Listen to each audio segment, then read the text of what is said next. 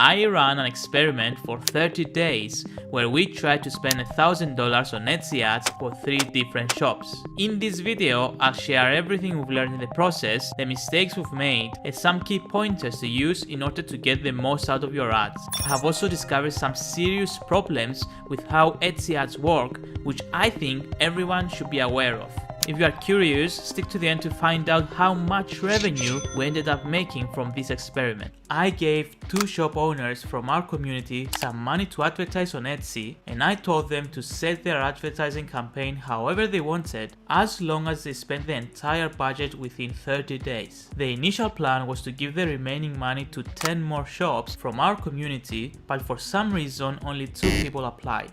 I guess you guys don't like free money and exposure or something, or maybe it's just because YouTube decided to kill that video. Whatever the case, I tried to use the rest of the money on my own shop and advertise for 5 weeks instead of 4. I did this to investigate Etsy's claim that advertising for longer than 30 days allows their algorithm to optimize ad spending and drive more sales. Do you think that is true? Let's not beat around the bush, let's get straight to the results. After analyzing the data from the 5-week experiment, here's a list of everything we've learned.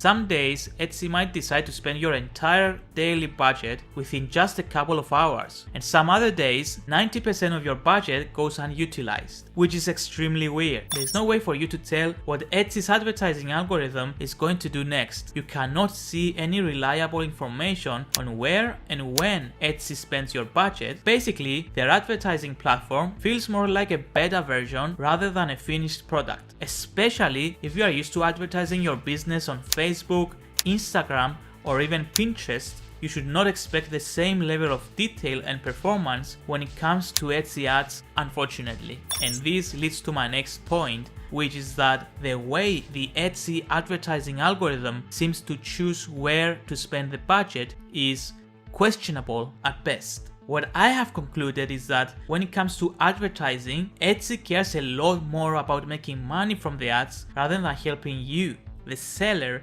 increase your sales. Although this is a common secret amongst the Etsy seller community, I now have proof. Take a look at this snapshot of my top 5 listings being advertised, ranked by the number of views they received. This snapshot was taken during week 3. The last column, return over advertising spend, is an indicator that shows how much revenue the specific listing is generating compared to the ad budget spent. The higher, the better. So you would expect that Etsy's algorithm will focus on products that generate more revenue based on this exact indicator, right?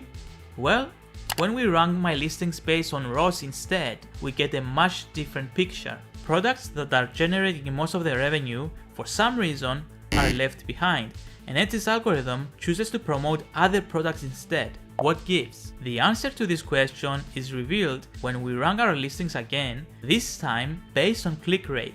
As a reminder, the number of clicks is used to calculate how much of the budget you are spending. More clicks equals more money for Etsy.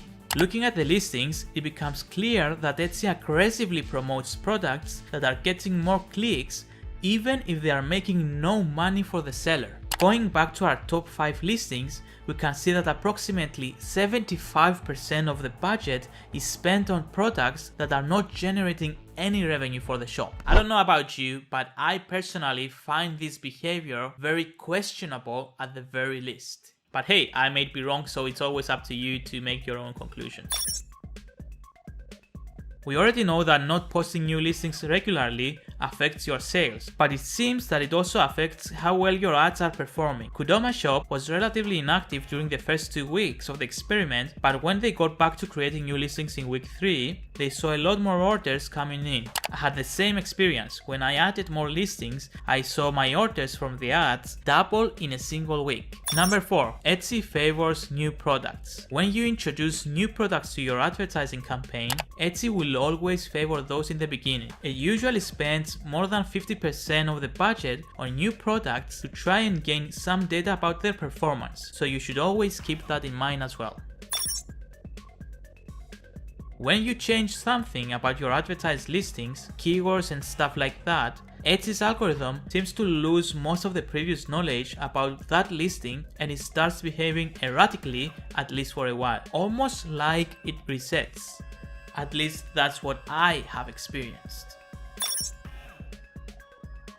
Your ads are working a lot better than you think. When advertising, a lot more people see your listings, save them and come back to buy them later. Etsy ad statistics don't always capture this. Looking at my own dashboard from that period, you can see that I received double the orders of what Etsy ad statistics show, and I can guarantee you that most of those orders are indirectly related to the advertising campaign.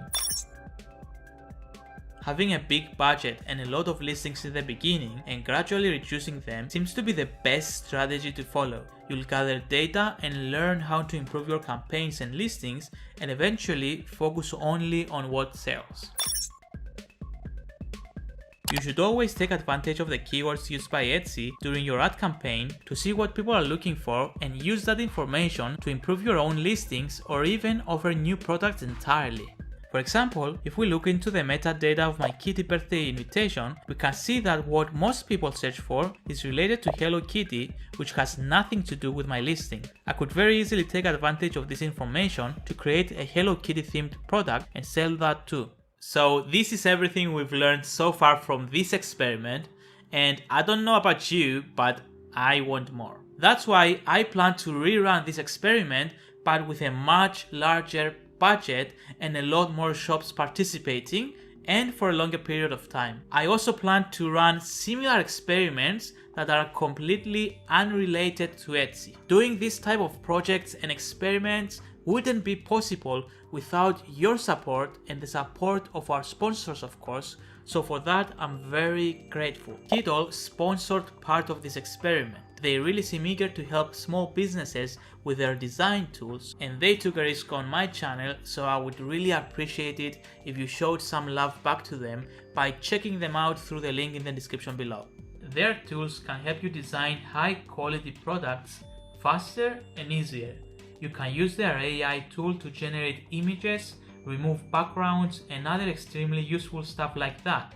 They are growing very fast and they are constantly adding new mockups and templates.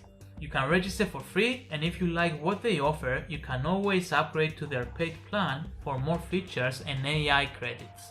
Thank you for checking them out and supporting this channel in the process, and thank you Kiddle for sponsoring part of this experiment. Alright, now let's sum everything up. Together, our three shops managed to spend approximately $550 during this period.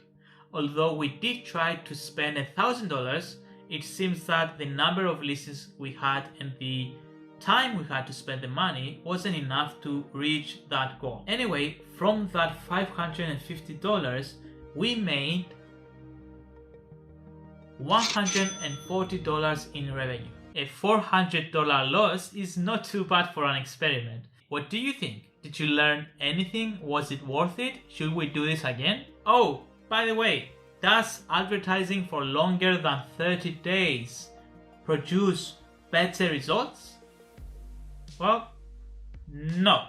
At least I didn't find any evidence to support that claim. Sorry, Etsy. Remember, this was an experiment. So if you're a new store, definitely do not spend this much money this fast on advertisement. It's like throwing money down the drain. And we only do that here through my channel. Alright, so here it says that if you like this experiment and want to be part of future endeavors, you should definitely watch this video to understand what this project is about and how you can participate in the future. Until then, you can subscribe to stay tuned for future adventures. And yeah, see you next time. Stay hungry, stay foolish. Okay, bye.